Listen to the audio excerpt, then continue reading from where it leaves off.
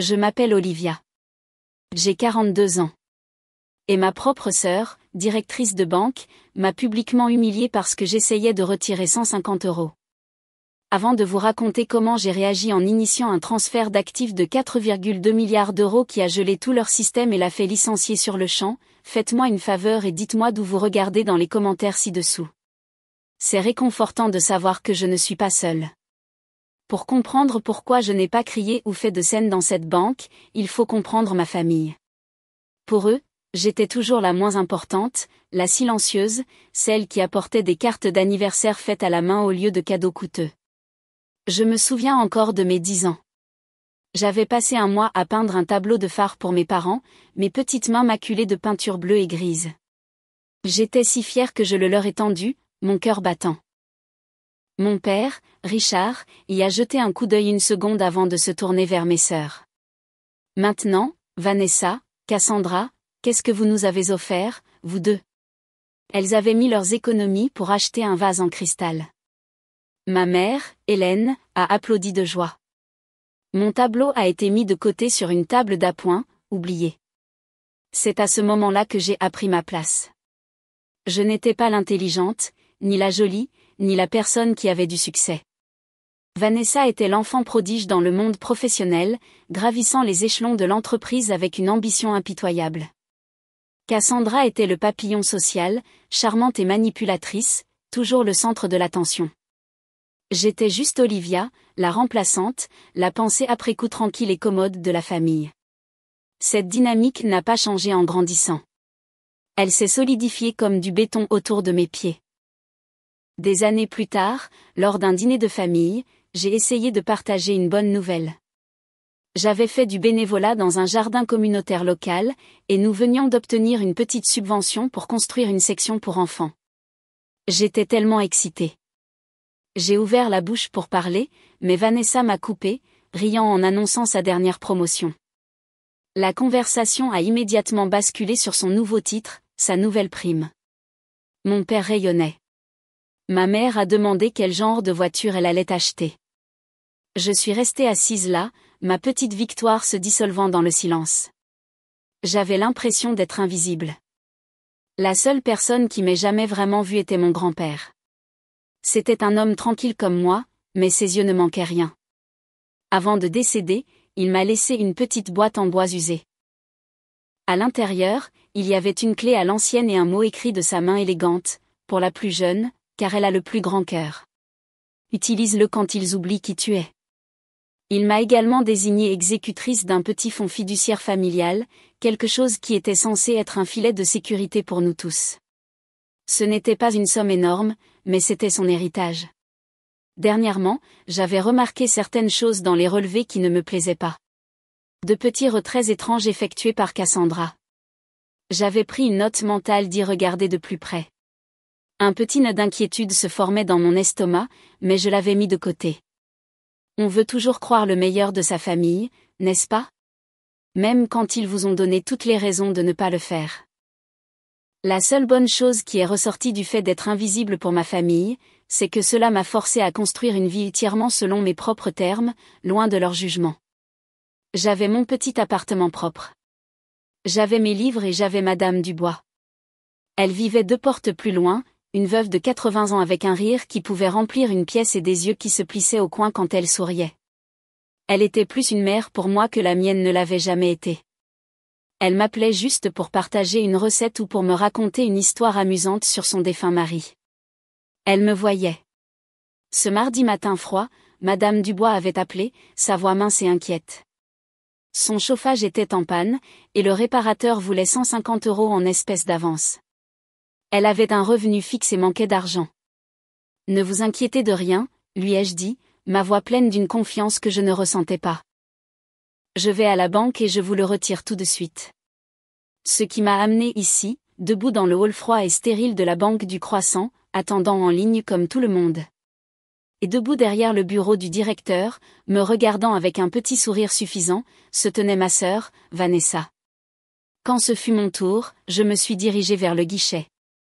Avant même que je puisse parler, Vanessa a glissé, ses talons claquant sur le sol poli. Eh bien, regardez qui est là, dit-elle, sa voix dégoulinante de condescendance. Que pouvons-nous faire pour vous, Olivia? J'ai gardé ma voix basse. J'ai juste besoin de retirer 150 €. Elle a laissé échapper un rire court et aigu. C'était un spectacle, et toute la banque était son public. 150 €? C'est tout. Elle s'est penchée, sa voix tombant dans un murmure théâtral que tout le monde pouvait entendre. Nous ne servons pas vraiment les mendiants ici. Êtes-vous sûr d'avoir même autant sur votre compte? L'air a été aspiré de mes poumons. Une bouffée de chaleur m'a parcouru le cou. Je pouvais sentir les yeux des autres clients sur moi, un mélange de pitié et de curiosité morbide. Le guichetier semblait profondément mal à l'aise. Un instant, je me suis revue à 10 ans, tenant son tableau oublié. J'ai vu la jeune femme à table, sa voix réduite au silence, et j'ai senti quelque chose changer en moi. Pas de la colère, pas encore. C'était une profonde lassitude. J'en avais tellement assez. J'ai regardé ma sœur dans les yeux. Je n'ai pas dit un mot. Je me suis juste retournée et je suis sortie de la banque. La porte a sifflé derrière moi. À ce moment-là, j'ai pensé que c'était le pire. L'humiliation, la honte. J'avais tellement tort. Le pire n'était pas ce qu'elle avait fait. C'était ce que j'étais sur le point de faire. Cette nuit-là, mon appartement semblait plus petit que d'habitude. Le silence était assourdissant. Je me suis préparé une tasse de thé, mes mains tremblant légèrement. Je me suis assise sur mon vieux canapé, celui que j'avais acheté dans un magasin d'occasion, et j'ai ouvert mon ordinateur portable. Ce n'était pas une machine sophistiquée, mais elle était sécurisée. Hautement sécurisée.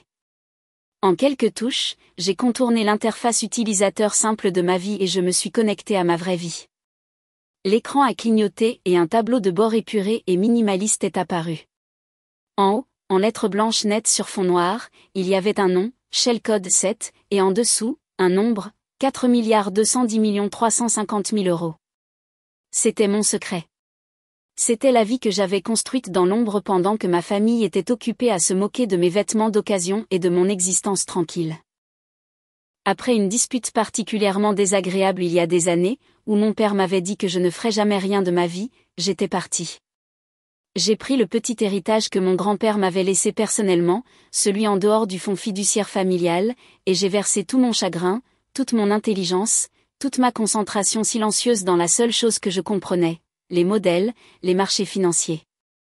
J'ai créé un algorithme prédictif, un morceau de code si élégant et puissant qu'il ressemblait à de la poésie. Je l'ai appelé Colombe, en référence aux tourterelles qui roucoulaient devant ma fenêtre. Colombe n'était pas une personne. C'était une entité, un fantôme dans la machine, et j'étais son architecte. Shellcode, c'était le fonds d'investissement construit sur ce fantôme, et il était devenu un géant silencieux. Personne ne savait que j'étais derrière. Pour le monde, j'étais juste Olivia, une femme menant une vie simple à Nantes. J'ai laissé échapper un rire amer qui a résonné dans la pièce silencieuse. L'ironie était suffocante. Ma propre sœur, qui venait de me faire honte publiquement pour 150 €, était une directrice de banque de niveau intermédiaire, gagnant probablement un bon salaire dont elle se vantait constamment. Et je pourrais acheter sa banque 10 fois sans même m'en apercevoir. Je ne cherchais pas la vengeance. Je survivais juste. Mais en restant assise là à regarder l'écran, j'ai décidé de faire une revue trimestrielle des nouveaux partenariats stratégiques de mes fonds. C'était juste un contrôle de routine. Mes principaux investissements étaient gérés par une énorme banque mondiale de premier ordre. Je faisais défiler une liste de leurs récentes acquisitions, des petites entreprises qu'ils avaient absorbées pour étendre leurs services de détail. Et puis je l'ai vu, un nom qui m'a glacé le sang, Banque du Croissant, la banque de ma sœur, la banque où elle était une directrice puissante. Par une chaîne d'acquisition d'entreprises, son employeur était maintenant effectivement une filiale au service de mon fonds. Vanessa travaillait pour moi. Elle ne le savait juste pas. Un déclic s'est produit dans ma tête. Il ne s'agissait plus des 150 €. Il ne s'agissait plus des années d'insultes. Il s'agissait du système. Le système qu'il vénérait, celui basé sur l'argent, le statut et les titres, était le système même qui me donnait maintenant tout le pouvoir. Et j'ai réalisé que ce n'était pas seulement une opportunité. C'était une responsabilité. Une responsabilité d'utiliser le pouvoir que mon grand-père savait que j'avais. J'ai passé le reste de la nuit, non pas dans la colère, mais dans une concentration froide et calculée. Ce ne serait pas une explosion émotionnelle et désordonnée. Ce serait une frappe chirurgicale. À 3 heures du matin, j'ai pris un téléphone sécurisé et j'ai appelé mon conseiller juridique principal. « Bonjour », ai-je dit, ma voix calme. J'ai besoin que vous organisiez une réunion d'évaluation des risques d'urgence pour demain matin avec le directeur régional de la société mère de la Banque du Croissant. Le représentant de Shell Code 7 sera Monsieur Dubois. Oui, j'y assisterai personnellement. J'ai raccroché. La tempête n'arrivait plus. Elle était arrivée. Le lendemain matin, je ne me suis pas habillée comme une milliardaire. J'ai choisi une robe bleu marine simple et bien taillée. Pas de bijoux voyants, pas de sac à main de créateur. Mon pouvoir n'était pas dans ce que je portais. Il était dans ce que je savais. Alors que je me tenais devant le miroir, j'ai eu un éclair de doute. Une voix qui ressemblait étrangement à celle de ma mère m'a chuchoté à l'oreille. « Est-ce nécessaire, Olivia ? Pourquoi faire tant d'histoires ? Qui est cette personne qui me regarde ? » Cette femme qui était sur le point d'attirer un monde de problèmes sur sa propre sœur. Pendant une seconde, j'ai ressenti une vague de nausée. Est-ce que cela me rendait comme elle ? Cruelle, vindicative ? J'ai fermé les yeux et j'ai pris une profonde inspiration. Je me suis dirigée vers la vieille boîte en bois et j'ai sorti la note de mon grand-père. Le papier était doux et usé au pli, pour la plus jeune, car elle a le plus grand cœur. Utilise-le quand ils oublient qui tu es. Mon cœur. Il n'a pas dit d'utiliser ma colère ou ma richesse ou mon intelligence. Il a dit d'utiliser mon cœur. Et mon cœur savait que la vraie force ne consistait pas à laisser les gens vous marcher dessus. Il s'agissait d'avoir des limites. Il s'agissait d'exiger le respect. Pas en tant que milliardaire, mais en tant qu'être humain. Ce n'était pas un acte de vengeance. C'était un acte d'autopréservation. Ma détermination s'est durcie, non pas en colère, mais en un but calme et clair. J'ai mis la note dans mon sac à main, une pièce d'armure secrète, et j'ai franchi la porte. Lorsque je suis entrée dans la Banque du Croissant pour la 2e fois en 24 heures, l'atmosphère était complètement différente. Un homme d'affaires au regard nerveux, vêtu d'un costume coûteux, attendait près de la porte. C'était Monsieur Dubois, le directeur régional. Il était arrivé de Lyon ce matin. Il s'est précipité vers moi à mon entrée, la main tendue. « Mademoiselle Colombe, c'est un honneur absolu. Je suis Marc Dubois. Merci beaucoup d'être venue. » Ses yeux balayaient nerveusement les lieux. Vanessa se tenait près de son bureau vitré, l'air confus. Elle m'a vu et son expression s'est transformée en un rictus. Elle a commencé à s'avancer, probablement pour me jeter dehors à nouveau, mais elle a alors vu Monsieur Dubois se pavaner devant moi, le visage pâle d'anxiété. Le rictus sur son visage s'est figé, remplacé par un regard d'une perplexité totale. « S'il vous plaît, par ici, Mademoiselle Colombe, » a dit Monsieur Dubois, désignant le bureau de Vanessa. « Nous pouvons parler ici. » Nous sommes entrés dans le bureau, la même pièce d'où elle régnait sur son petit royaume. Je me suis assise sur la chaise du visiteur. Monsieur Dubois est resté debout, se frottant les mains. Vanessa planait dans l'embrasure de la porte, les bras croisés, essayant de projeter une autorité qu'elle n'avait plus. Alors j'ai commencé, ma voix douce mais audible dans le silence tendu. Shell Code 7 a quelques inquiétudes. Monsieur Dubois a dégluti difficilement. Bien sûr, Mademoiselle Colombe. Tout ce que vous voudrez. Comment pouvons-nous vous aider ? Il ne s'agit pas de savoir comment vous pouvez aider, ai-je dit, regardant de son visage terrifié à celui confus de ma sœur. Il s'agit d'une décision que nous avons déjà prise. En raison de, appelons-les, de sérieuses préoccupations concernant la culture professionnelle et la compétence de gestion de cette succursale, Shell Code s'est initié un transfert d'actifs hostiles. Monsieur Dubois avait l'air de vouloir vomir. Vanessa avait l'air simplement perdue. Un quoi ? A-t-elle demandé. Je lui ai accordé toute mon attention pour la première fois. C'est un terme bancaire, Vanessa.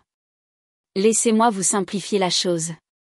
Cela signifie que mon fonds déclare publiquement que la société mère de votre banque est trop incompétente et trop risquée pour gérer notre argent. Nous retirons tous nos actifs.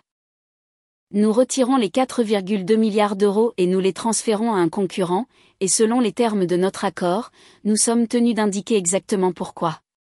La raison sera la perte de confiance envers le personnel, spécifiquement le personnel de cette succursale. La couleur a déserté le visage de Monsieur Dubois, mais c'est Vanessa que je regardais. Les rouages tournaient dans sa tête lentement, douloureusement. Le nom Monsieur Colombe, la somme d'argent impossible. Moi, sa sœur sans valeur, assise sur cette chaise. Tout s'est effondré dans son esprit d'un coup. Sa mâchoire s'est relâchée. Ses yeux se sont écarquillés d'une horreur pure et non diluée. Vous, a-t-elle chuchoté, sa voix rauque. C'est vous. Je lui ai fait un petit sourire triste. Moi. Je suis juste venue hier pour retirer 150 euros, vous vous souvenez? Et c'est là qu'elle a craqué. L'arrogante directrice de banque, l'enfant prodige, mon tortionnaire, s'est effondrée. Ses genoux ont littéralement fléchi et elle est tombée par terre en un tas. Ce n'était pas élégant. C'était un effondrement complet et total.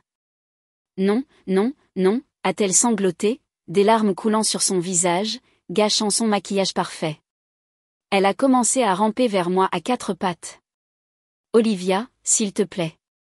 S'il te plaît, ne fais pas ça. Tu ne peux pas. Tu vas me ruiner. Tu vas ruiner la réputation de la famille. Que vont dire maman et papa? Ces supplications n'étaient pas pour le pardon. Elles concernaient sa propre survie, son image, ce que nos parents penseraient.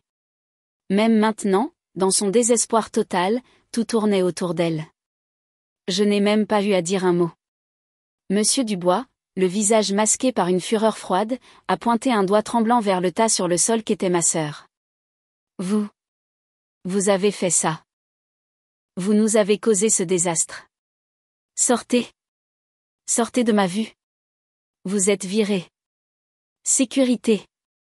Alors que deux gardes sont entrés et ont doucement mais fermement soulevé une Vanessa hystérique, je me suis levée.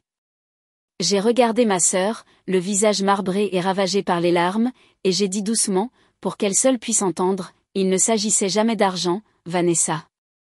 Il s'agissait de respect, quelque chose que vous n'avez jamais appris à donner. Puis je me suis tournée vers Monsieur Dubois pétrifié, le transfert d'actifs est maintenu. Je suis sortie de la banque, la porte sifflant derrière moi, laissant le naufrage de la vie de ma sœur derrière moi. Je n'ai pas ressenti de triomphe. Je me suis juste sentie calme.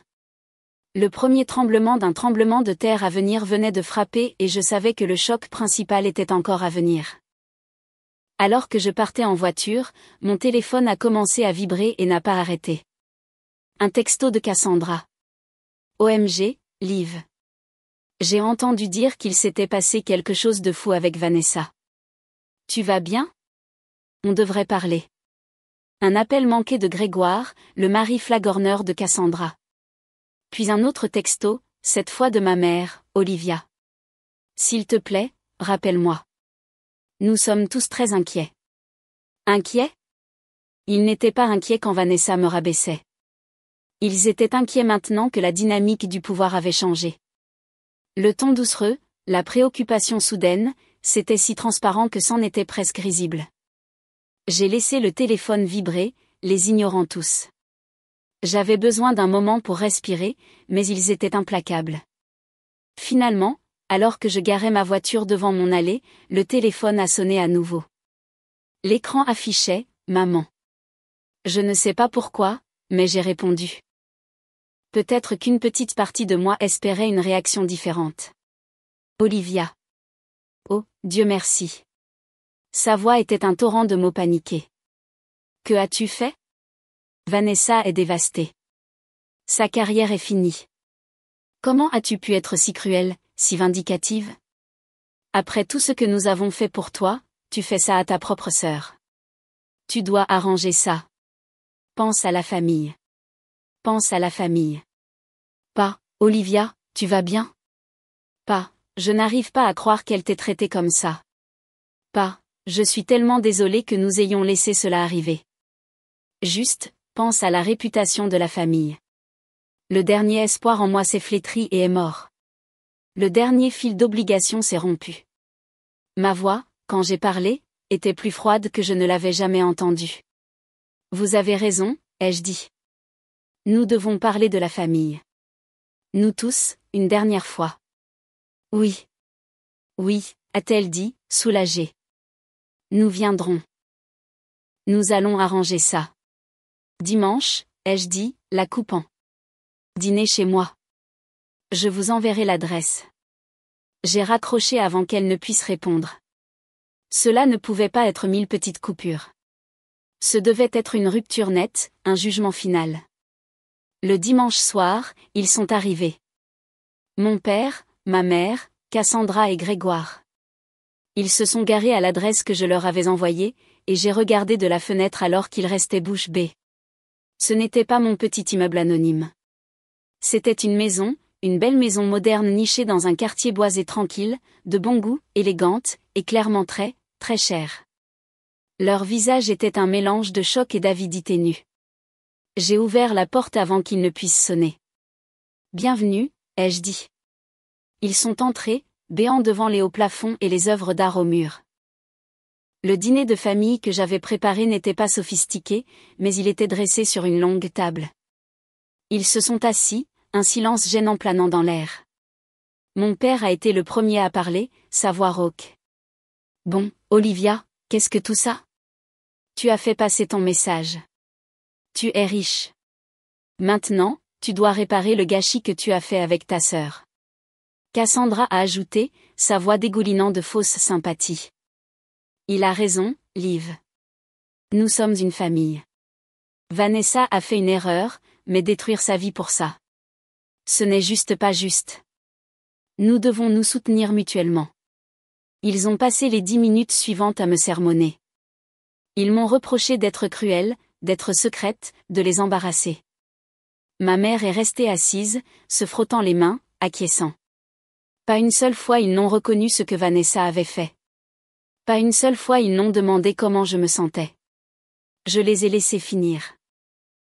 J'ai laissé tout le poison remplir la pièce. Puis, quand ils eurent fini, je me suis calmement levée et je me suis dirigée vers une table d'appoint. J'ai pris un mince dossier relié en cuir et je l'ai placé au centre de la table à manger. Si tout le monde a fini de parler de la façon dont j'ai ruiné une vie, ai-je dit, ma voix dangereusement calme.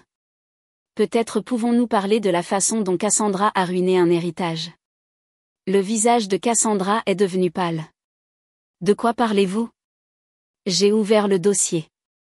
Je parle du fonds fiduciaire familial, celui que grand-père a créé pour nous tous, celui qu'il m'a confié pour veiller dessus. J'ai glissé un relevé bancaire sur la table à mon père. Vous voyez ce retrait, et celui-ci, et celui-ci? J'ai ensuite glissé un autre document. Et voici les fausses factures que Cassandra a soumises d'une société écran qu'elle a créée pour justifier ses retraits. Pendant 2 ans, elle nous a volés. Vous, moi, la mémoire du seul homme de cette famille qui valorisait l'intégrité. Le silence était absolu. Grégoire a regardé sa femme avec horreur. Le visage de mon père était livide en regardant la preuve. Ma mère a regardé Cassandra, sa bouche s'ouvrant et se fermant sans qu'aucun son n'en sorte.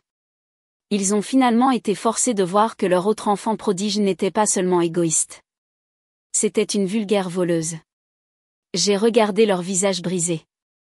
Vous voulez parler de famille? Ai-je demandé, ma voix brisée par la douleur de toute une vie. Une famille ne se fait pas ça. Une famille ne mesure pas l'amour en euros et en promotion. Une famille est présente. Vous n'avez jamais été une famille pour moi. Vous n'étiez que des actionnaires de ma misère. J'ai pris une profonde inspiration. Ce n'est plus une famille. C'est une entreprise en faillite. Et je liquide mes parts. Je les ai regardés chacun dans les yeux. C'est un adieu. Quelques mois se sont écoulés. Le bruit s'est estompé. La compagnie de Cassandra l'a licenciée après un audit interne, et elle fait face à des problèmes juridiques. Vanessa travaille dans un poste administratif de bas niveau de l'autre côté de la ville. J'en entends parler parfois, mais ça ressemble à une histoire sur quelqu'un d'autre. Je me tiens dans un coin de soleil éclatant. L'air sent la terre fraîche et la lavande. Je ne suis pas dans une salle de conférence ou une maison luxueuse. Je suis dans la nouvelle aile du jardin communautaire de la bibliothèque locale, un projet que j'ai financé.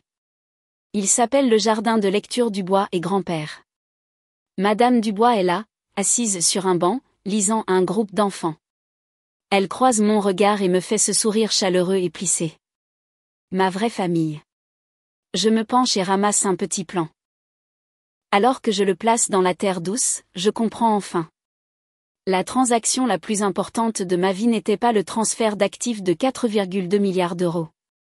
C'était le retrait de mon amour, de ma loyauté et de mon énergie d'un compte toxique qui était en faillite depuis des années. Ce compte est maintenant définitivement fermé. Alors que mes doigts pressent la terre autour de la nouvelle plante, je ressens une paix que je n'ai jamais connue. Je ne suis plus la fille invisible ni la sœur sans valeur. Je suis juste Olivia. Et pour la première fois de ma vie, cela me semble plus que suffisant. Je plante enfin mon propre jardin. Merci beaucoup d'avoir écouté mon histoire. Ce n'était pas facile à partager, mais j'ai senti que c'était important. Ma question pour vous est la suivante.